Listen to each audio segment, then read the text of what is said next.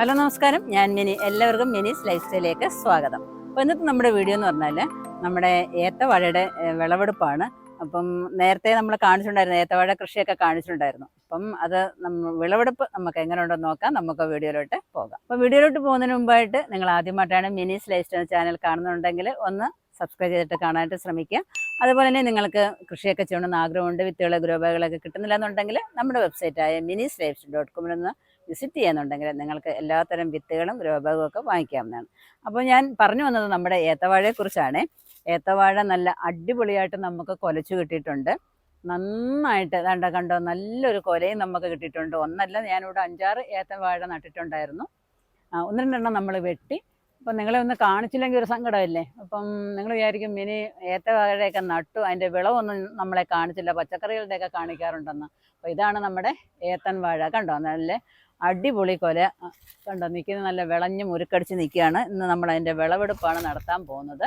അപ്പം നമ്മളിവിടെ ജൈവ രീതിയിൽ തന്നെയാണ് ഇത് കൃഷി ചെയ്തിരിക്കുന്നത് കേട്ടോ. അപ്പം പലരും പറഞ്ഞു എന്താണ് വാഴയൊക്കെ നടുമ്പോൾ അതിനകത്ത് രാസവളമൊക്കെ ചേർക്കണം. രാസവളം ചേർക്കുന്നവർ ചേർത്തോട്ടെ, കുഴപ്പമില്ല. അപ്പം ഞാനിവിടെ എന്ന് പറഞ്ഞാൽ നമ്മുടെ വീട്ടിലുള്ളതായ ചാണകപ്പൊടി ഇടാറുണ്ട്. അതേപോലെ തന്നെ കോഴിവളം, ചാരം, കമ്പോസ്റ്റ്, കരിയില, നമ്മുടെ വീട്ടിലെ വേസ്റ്റുകൾ ഒക്കെ തന്നെയാണ് ഇതിന് കൊണ്ടൊഴിക്കാറുള്ളത്. പിന്നെ നമ്മുടെ വീട്ടിൽ നമ്മൾ ഉപയോഗിച്ച് കളയുന്നതായ വെള്ളമൊക്കെ കളക്ട് ചെയ്തിട്ട് അതിൻ്റെ ചൂട്ടിൽ കൊണ്ടുവന്ന് ഒഴിക്കും. അപ്പം 3-4 പ്രാവശ്യം നമ്മളതിന് വളമൊക്കെ കൊടുത്ത് മണ്ണൊക്കെ അടുപ്പിച്ച് ഒക്കെ നിർത്തിയിരിക്കുമായിരുന്നു. അതുകൊണ്ട് വലിയ കുഴപ്പമില്ലാത്ത നമുക്ക് കൊലയും നമുക്ക് കിട്ടി. ഒരു വലിയ സന്തോഷമാണ്. തൊട്ടപ്പുറത്ത് തന്നെ നമ്മുടെ ഞാലിപ്പൂവിനും നിൽപ്പുണ്ട് കണ്ടോ, ഞാലിപ്പൂവ് നിൽക്കുന്നുണ്ടോ. അപ്പോൾ ഈ ഞാലിപ്പൂവിനും ഏത്തൻ വിത്തും നമ്മൾ വാങ്ങിച്ച് നട്ടായിരുന്നു. അപ്പോൾ പഴയ നമ്മുടെ പറമ്പെല്ലാം കിളച്ച് മറിച്ചപ്പോഴേ നമുക്ക് എന്തായാലും പഴയ വാഴകളെയൊക്കെ മാറ്റിയിട്ട് പുതിയ വാഴകളാക്കണമെന്ന് കരുതിയിട്ട് അപ്പോൾ അങ്ങനെ ഞാലിപ്പൂവിനും 4-5 എണ്ണം വാങ്ങിച്ച് നട്ടു, ഏത്തനും നട്ടു. ബാക്കി ചുമന്ന വാഴയും മറ്റുള്ള ഒക്കെ വാഴ നമ്മുടെ വീട്ടിൽ തന്നെ ഉള്ളതായിരുന്നു. അപ്പോൾ അതും അവിടെ എല്ലാം നട്ടിട്ടുണ്ട്. അതൊക്കെ കുലച്ച് വരുന്നതേ ഉള്ളൂ. അപ്പം ഞാലിപ്പൂവിന് 5-6 എണ്ണം കുലച്ചു, ഏത്തനും കുലച്ചിട്ടുണ്ട്. ഞാലിപ്പൂവിൻ്റെയൊക്കെ വലിപ്പം കണ്ടോ, നല്ല മുട്ടൻ കൊലയാണേ. അപ്പം എന്തായാലും നമ്മുടെ ഏത്തനെ ഇനി കട്ട് ചെയ്യാൻ പോവാം. 2-3 പേരുണ്ടെങ്കിലേ പറ്റത്തുള്ളൂ.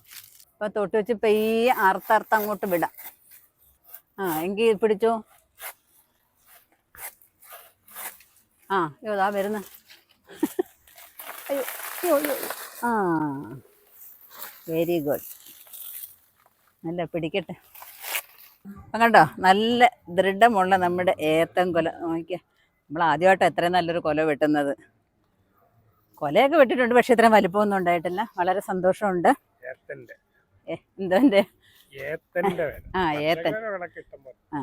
മറ്റുള്ള കൊലയൊക്കെ ഇട്ടിട്ടുണ്ട്. ഏത്തൻ സാധാരണ നമുക്ക് ഒരു കൊച്ചു കൊലയൊക്കെ കിട്ടാറുള്ളൂ.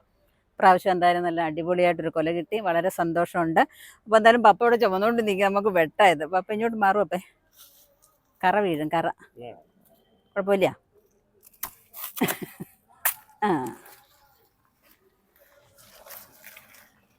കേട്ടോ, നമ്മളത് കൊടുക്കാൻ ഉദ്ദേശമൊന്നുമില്ല കേട്ടോ. കാരണം നമ്മളിത് ജൈവ രീതിയിൽ തന്നെ ഉണ്ടാക്കിയിട്ട് വെറുതെ കടയിൽ കൊണ്ട് കൊടുക്കേണ്ട കാര്യമുണ്ടോ. നമുക്ക് പഴുപ്പിച്ച് കഴിക്കാം.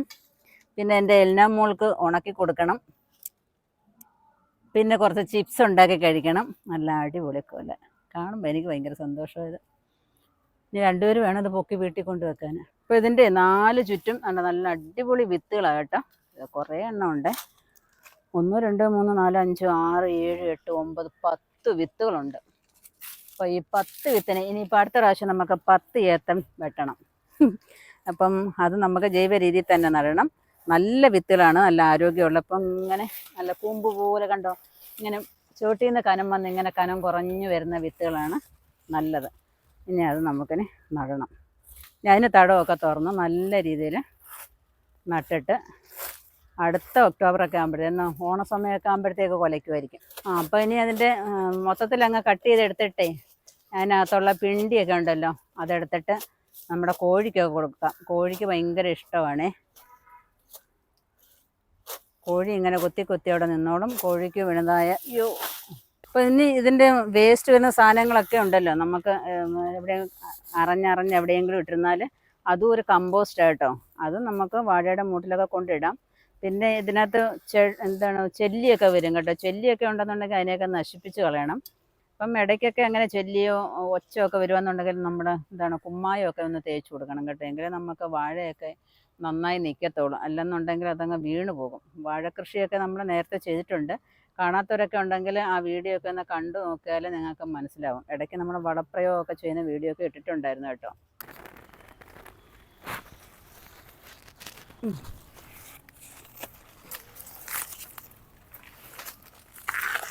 ഇപ്പം നമ്മുടെ പിണ്ടിക്കുട്ടി പുറത്ത് വന്നിരിക്കുകയാണ്.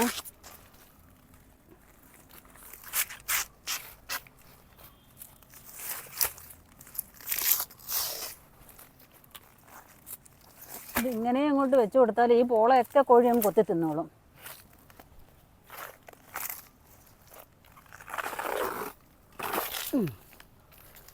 ഇതെല്ലാം അങ്ങോട്ട് കോഴിക്കൂട്ടിലോട്ട് കൊണ്ടുവച്ച് കൊടുത്താൽ മതി. ഇതാണ് പിണ്ടി. ഇത് ഏത്തൻ്റെ പിണ്ടിയൊക്കെ നല്ല സൂപ്പറായിട്ടാണ് തോരൻ വയ്ക്കാൻ. കോഴിക്ക് മാത്രമല്ല മനുഷ്യന് ഏറ്റവും നല്ലതാണ്. അപ്പം കുറച്ച് കോഴിക്കും കൊടുത്ത് കുറച്ച് മനുഷ്യനും കഴിക്കാം.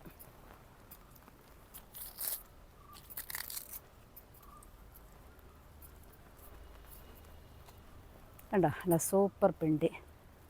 ഏത്തൻ്റെ കൂമ്പ്, പിണ്ടി എല്ലാം നല്ലതാണ്. അപ്പം നമ്മുടെ ഏത്തൻ കണ്ടല്ലോ. ഏത്തൻ്റെ വിളവെടുപ്പൊക്കെ കണ്ടു കാണുമെന്ന് വിചാരിക്കുന്നു. അപ്പം ഇതേപോലെ നിങ്ങളൊക്കെ കൃഷി ചെയ്യണം. എങ്കിൽ മാത്രമേ നമുക്ക് നല്ല ജൈവ രീതിയിലുള്ള ഏത്തക്കൊലയൊക്കെ വെട്ടി നമുക്ക് നല്ല ഏത്തപ്പഴമൊക്കെ കഴിക്കാനായിട്ട് സാധിക്കത്തുള്ളൂ കേട്ടോ. അപ്പം നമ്മൾ ജൈവ രീതിയിൽ നമ്മൾ നട്ടുപിടിപ്പിച്ച നമ്മുടെ ഏത്തവാഴയായിരുന്നു. അതിനകത്ത് നല്ലൊരു കൊല നമ്മൾ വെട്ടിയിട്ടുണ്ട്.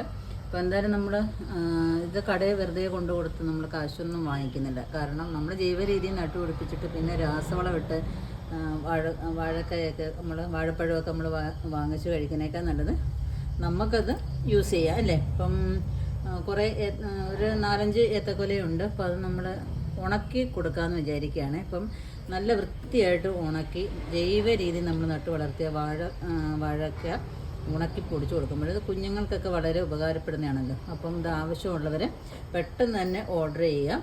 എൻ്റെ വാട്സപ്പ് നമ്പർ നമ്മൾ താഴെ കൊടുത്തേക്കാം. അപ്പം നിങ്ങൾക്കും ഇതേപോലെയൊക്കെ കൃഷിയൊക്കെ ചെയ്യണമെന്ന് ആഗ്രഹമുണ്ട്. വിത്തുകളും ഗ്രോ ബാഗുകളൊക്കെ കിട്ടുന്നില്ല എന്നുണ്ടെങ്കിൽ നമ്മുടെ വെബ്സൈറ്റായ minisLifestyle.com എന്ന് വിസിറ്റ് ചെയ്യുന്നുണ്ടെങ്കിൽ നിങ്ങൾക്ക് വിത്തുകളും ഗ്രോ ബാഗുകളും ഒക്കെ വാങ്ങിക്കാവുന്നതാണ്. അതുപോലെ തന്നെ നിങ്ങൾ ഫേസ്ബുക്കിലാണ് കാണുന്നുണ്ടെങ്കിൽ അവിടെയും കൂടെ ഒന്ന് ഫോളോ ചെയ്തേക്കണം കേട്ടോ. അടുത്ത വീഡിയോ കാണുന്നവരെ ബൈ.